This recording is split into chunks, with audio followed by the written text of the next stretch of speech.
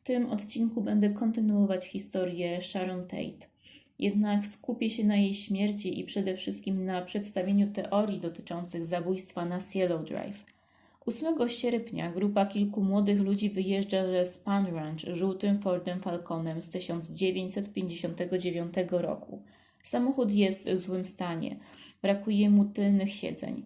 W środku znajduje się Tex Watson, były kapitan drużyny futbolowej, pomocnik ojca i do niedawna student Uniwersytetu Północnego Teksasu. Wraz z nim jadą Susan Atkins, dziewczyna pochodząca z dysfunkcyjnej rodziny. Wcześniej tańczyła w klubie nocnym, miała wyrok w zawieszeniu i opiekę 2 kuratorów, z którymi próbowała zerwać kontakt. Patricia Krenwinkel w dzieciństwie miała problemy z wagą, co zatem idzie z samooceną. Pewnego razu nie poszła do pracy, zostawiła swój samochód na parkingu i dołączyła do grupy hipisów. Linda Kasabian, dwukrotna mężatka, matka 2-letniego dziecka, jako nastolatka uciekła z domu, zażywała narkotyki.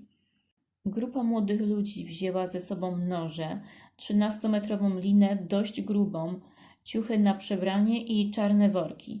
Watson ma pistolet. Tego wieczoru Atkins powiedziała, że jadą zabić parę pieprzonych świń. Nie jest jasne, czy mordercy byli wtedy pod wpływem narkotyków.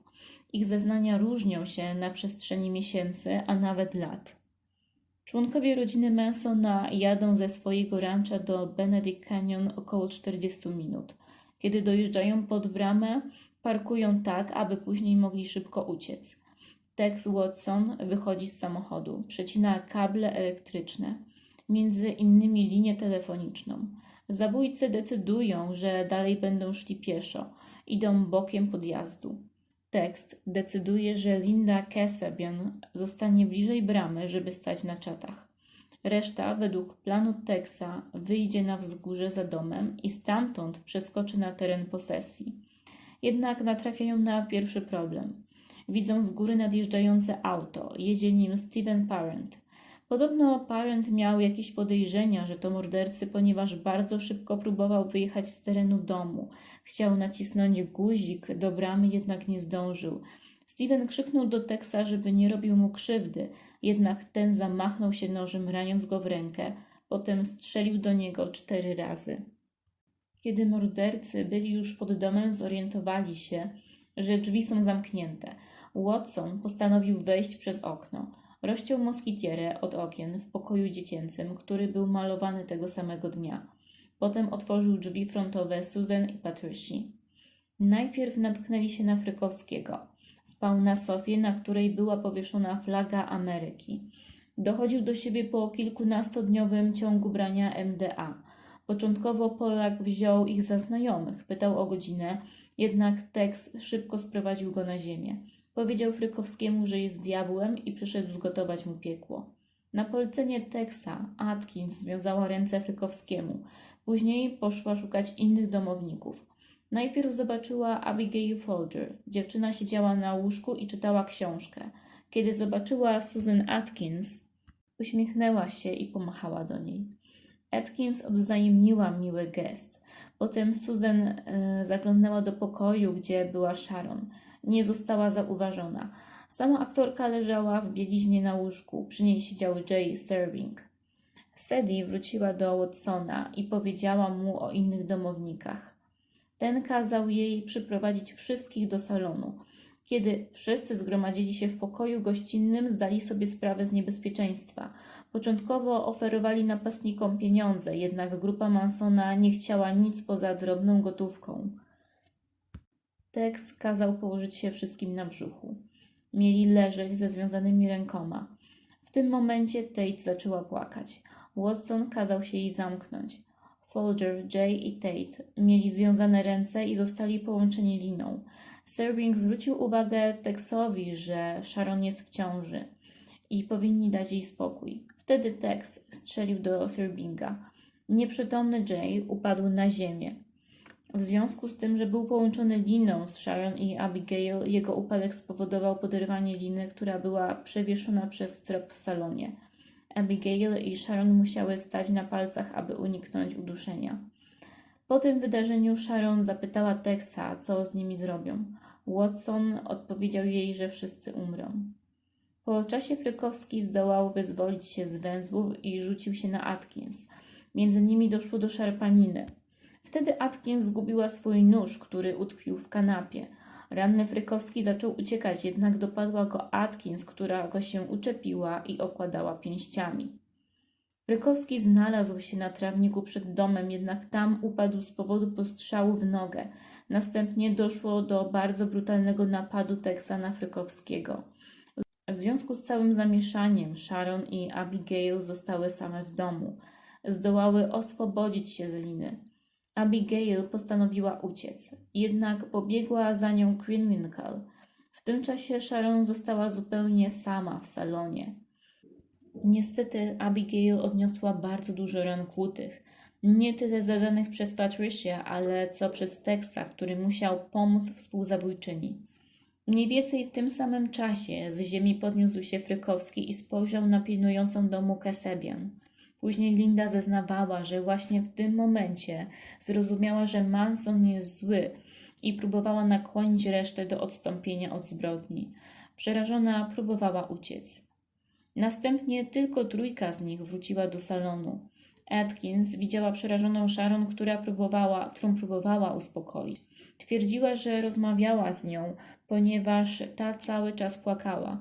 Jednak podczas późniejszych zeznań będzie mówić o tym, że nie żywiła żadnych uczuć do swojej ofiary. Wszystkie słowa wypowiadane przez aktorkę były dla niej obojętne, nie rozumiała ich. Tex kazał Sadie zabić Sharon. Jednak ta nie była w stanie tego zrobić. Tate błagała ich o życie, prosiła, by ocalili jej dziecko, które miało urodzić się za 2 tygodnie. Powiedziała im, że mogą ją ze sobą zabrać i urodzi u nich. Tex był zainteresowany tym, ponieważ dzieci były ubóstwiane w rodzinie, jednak ostatecznie zadecydowali inaczej. Tex rozpoczął zbrodnię, później zrobiły to 2 pozostałe napastniczki. Po dokonaniu morderstw Tex zrobił obchód wokół domu. Natomiast Susan i Patricia szukały Kasabian, która miała w planach uciec. 20 metrów dalej, w domu opiekuna domu, na tyłach posesji spał Bill Gerstone. Nic nie słyszał, podobno leczył kaca, spał i słuchał głośno muzyki. Kiedy Linda się znalazła, wsiedli do wozu i wyruszyli wzdłuż ulicy. W samochodzie zdejmowali ubrudzone ciuchy i czyścili noże. Rozmawiali ze sobą. Mówili o zbrodni, jednak ich rozmowa bynajmniej nie była pełna wyrzutów sumienia. Raczej przechwalali się swoimi wyczynami, komentowali jakość noży i opisywali zachowania ofiar. Zabrudzone rzeczy zostały spakowane do czarnego worka i wyrzucone przez Lindę do wąwozu. To samo stało się z narzędziami zbrodni. Potem zostały odnalezione niedaleko domu Polańskich. Tex postanowił się umyć. Zabójcy znaleźli dom z wężem ogrodowym. Jednak właściciel domu nakrył ich. Najpierw zapytał, czy żółty Falcon to ich samochód. Nie przyznali się do niego. Później podszedł bliżej.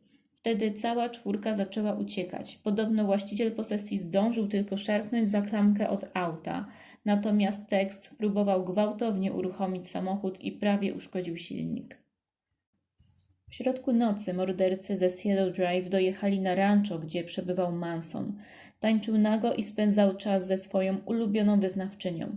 Charles był zaskoczony, że jego dzieci tak szybko wróciły. Przecież kazał im napaść na jak największą liczbę domów w celu wywołania wojny międzyrasowej. Mieli też przywieźć pieniądze. Manson nie był zadowolony. W końcu cała 4 zachowała się jak mordercy działający w amoku. Zakończyli zbrodnię na jednym domu.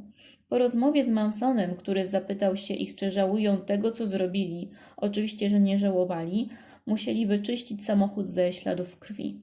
Potem każde poszło w swoją stronę. Tekst opowiadał, jak powiedział, że jest diabłem. Członkowie rodziny zaczęli się z tego śmiać.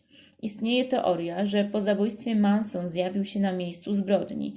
Świadczą o tym rozbieżności pomiędzy tym, jak zabójcy opisywali pozostawione miejsce zbrodni, a tym, jak zastała je policja. Podobno Manson chciał spreparować miejsce zbrodni tak, aby wyglądało na odwet czarnych wobec białych. W zabójstwie nie był widoczny tak bardzo wątek helter-skelter, jednak w zabójstwie Labianka tak. Na ścianach w domu Labianka napisano helter-skelter, pik, powstanie. Początkowo media utożsamiały morderstwo u Polańskich z okultyzmem, głównie przez Jaya Sirbinga i filmy Polańskiego.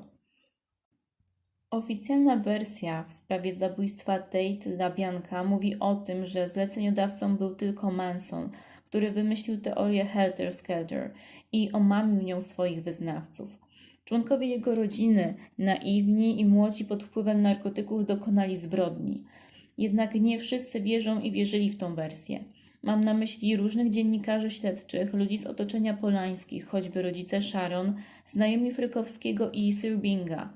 Na podstawie śledztwa dotyczącego zbrodni Tate LaBianca powstało wiele teorii mówiących o przyczynach zabójstwa. Wiele z nich zadaje sobie pytanie, dlaczego celem był dom na Cielo Drive. Zacznijmy od początku. Kim był Charles Manson, człowiek, który bez wątpienia kierował zbrodnią i jest nieodłącznym elementem tej historii? Manson urodził się w Cincinnati w stanie Ohio. Jego matka była 16-latką niegotową na ciążę i wychowywanie dziecka. Kobieta miała problem z narkotykami i często zmieniała partnerów. Ojciec Mansona był nieznany. Dzieciństwo Mansona miało pewien schemat. Charles od około 8 roku życia dopuszczał się kradzieży i napaści, za co był karany. Trafiał do szkół o ostrym rygorze lub dla młodocianych przestępców. W międzyczasie uciekał z ośrodków, znowu dopuszczał się kradzieży i ponownie wracał do różnych instytucji. Swoją przygodę z takimi placówkami zakończył w Nebrasce, w Poprawczaku. Tam sam stał się ofiarą starszych rówieśników. Podobno w tym czasie nauczył się też symulować objawy choroby psychicznej. Kiedy miał 16 lat, nielegalnie przekroczył granicę Stanów. Zrobił to kradzionym samochodem, po czym znowu trafił do Poprawczaka.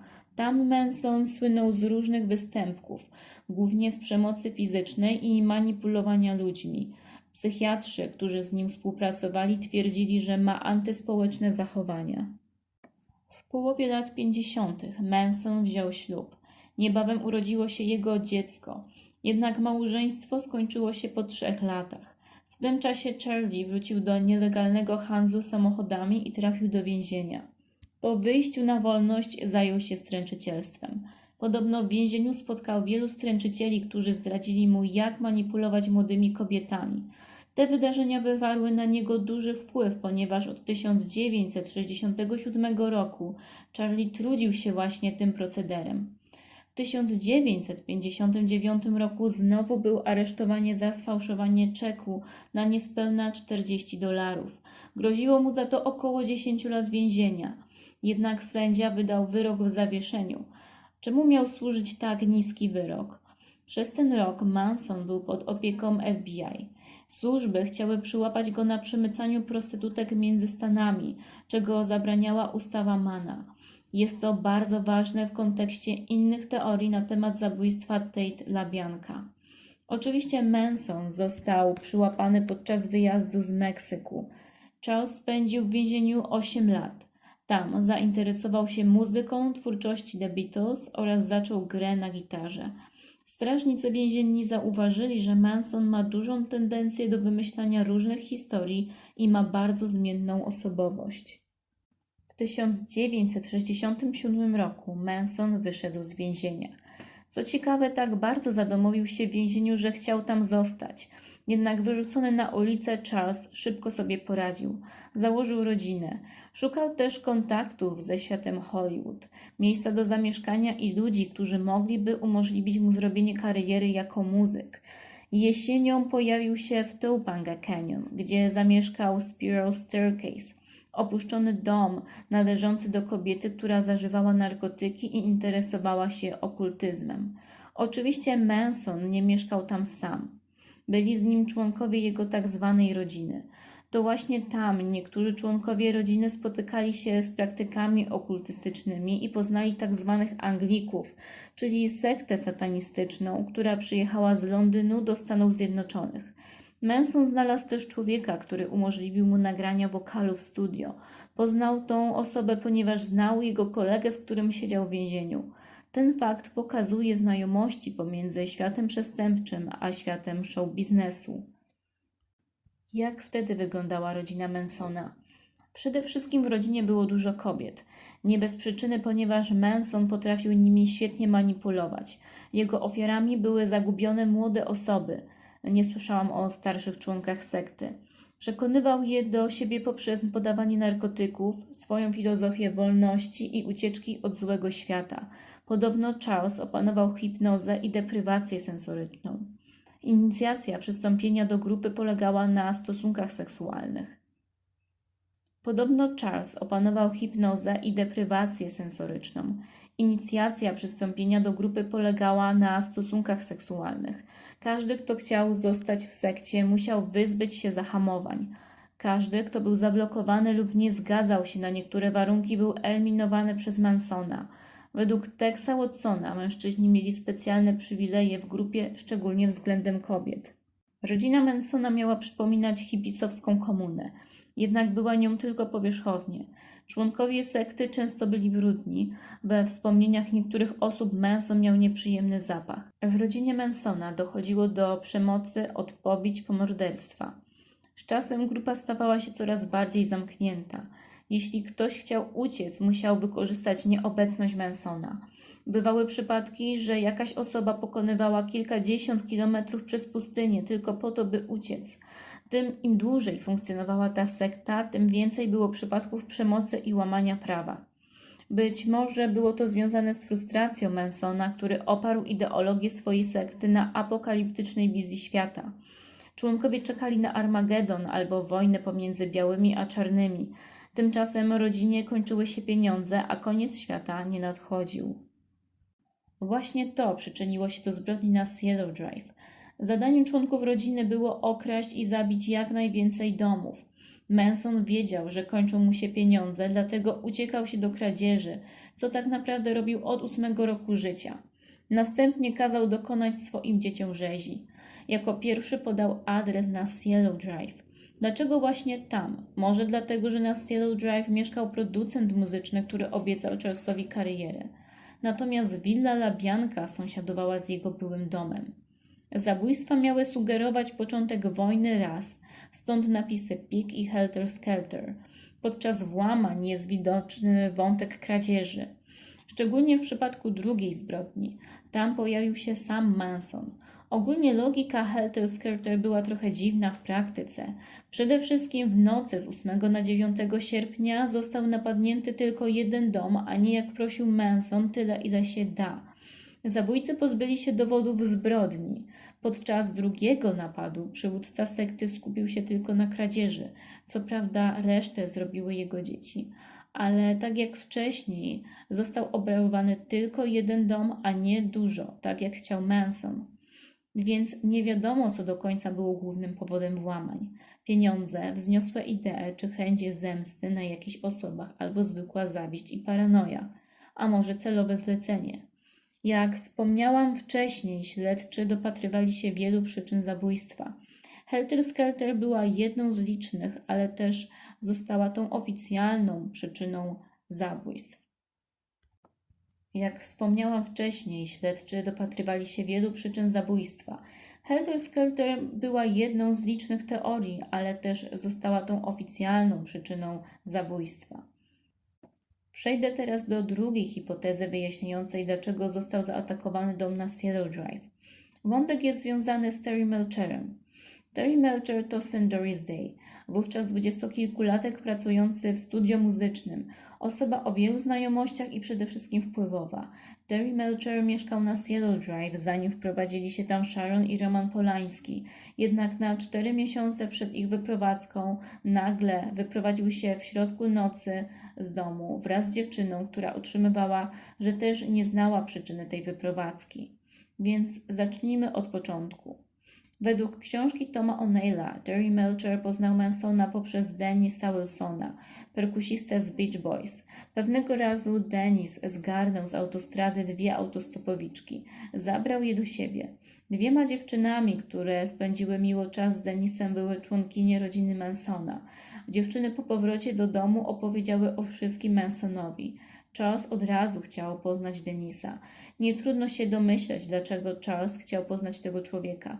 Wilson był perkusistą popularnego zespołu. Poza tym na pewno miał jakieś dojścia.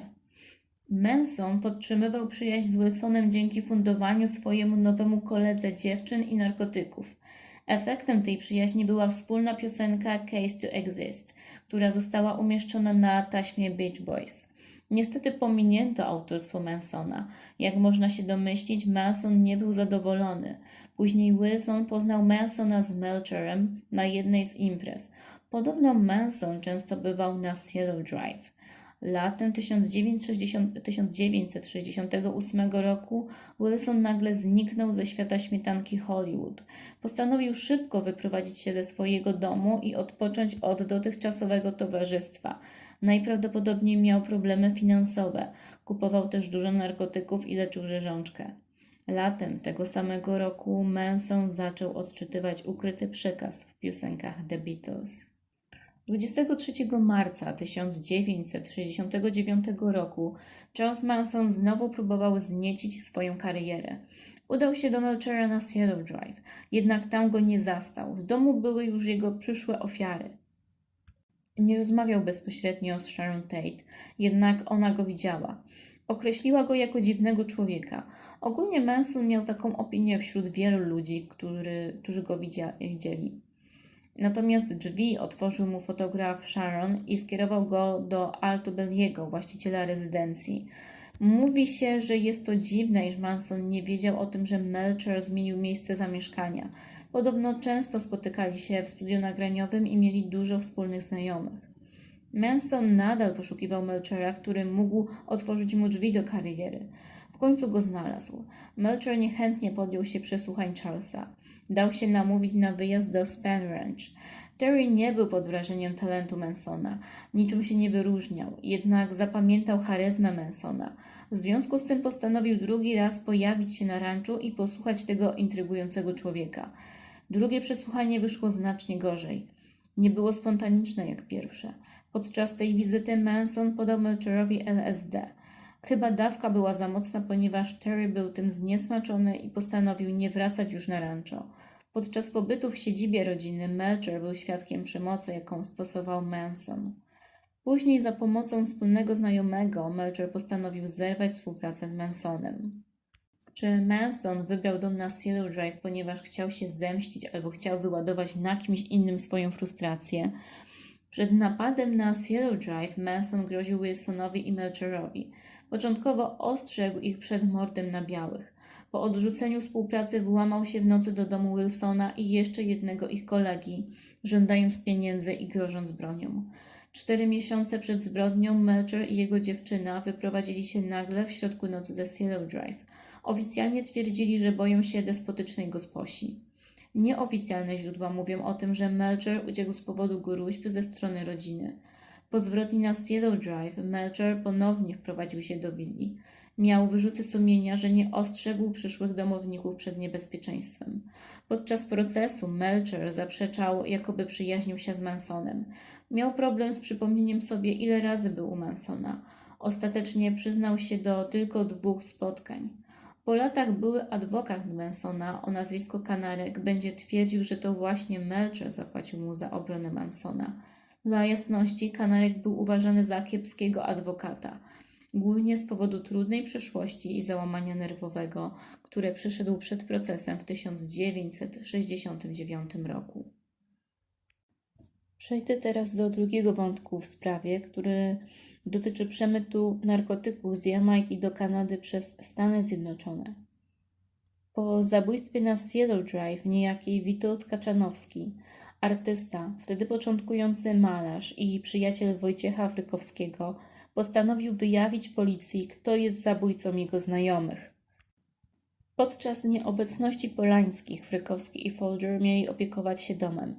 Całą wiosnę i lato urządzali tam imprezy pełne narkotyków.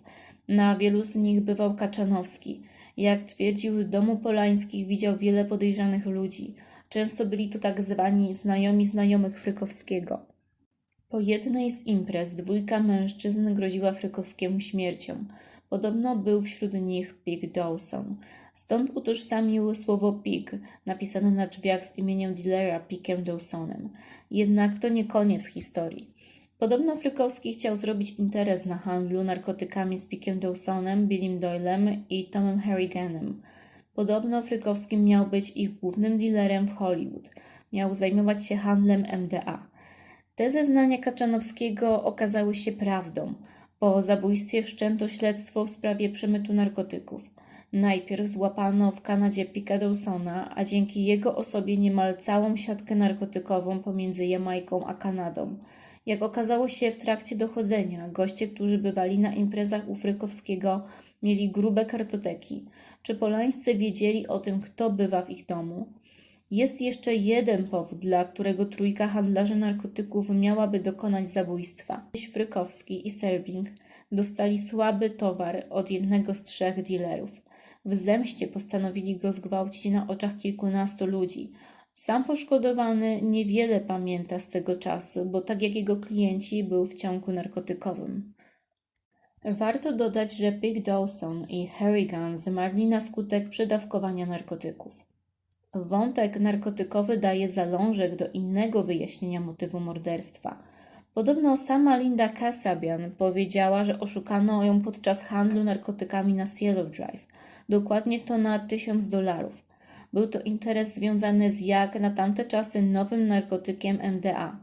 W związku z tym grupa Mansona postanowiła udać się do domu Polańskich, gdzie mieszkał Frykowski i rozliczyć się z oszustami.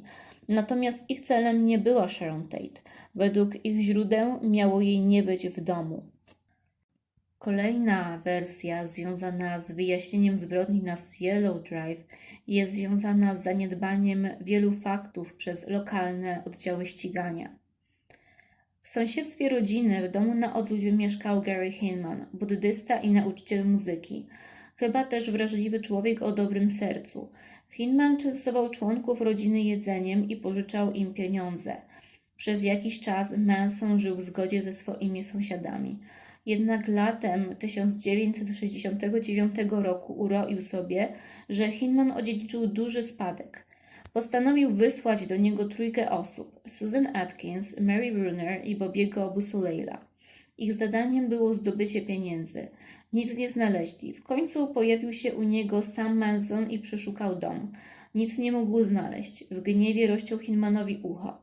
Później Manson kazał swoim podwładnym zostać w domu Hinmana, dopóki nie znajdą pieniędzy. Cała trójka torturowała Hinmana. Po 3 dniach Manson uznał, że Hinman musi umrzeć. Kazał go zabić. Cała trójka brała udział w morderstwie. Wraz z instrukcją mordercy mieli tak zostawić miejsce zbrodni, żeby wyglądało na atak czarnych panter. Na ścianie zostawili napis: polityczna świnia. Ciało Hinmana znaleziono 31 lipca. Po kilku dniach policja zatrzymała Busoleila, który przemieszczał się samochodem należącym do Hinmana. Podczas przesłuchań próbował zrzucić winę na czarne pantery. Dokładniej to twierdził, że kupił od nich samochód. Później przedstawił inne wersje, które wyjaśniały, jak to się stało, że jeździ autem zamordowanego nauczyciela muzyki.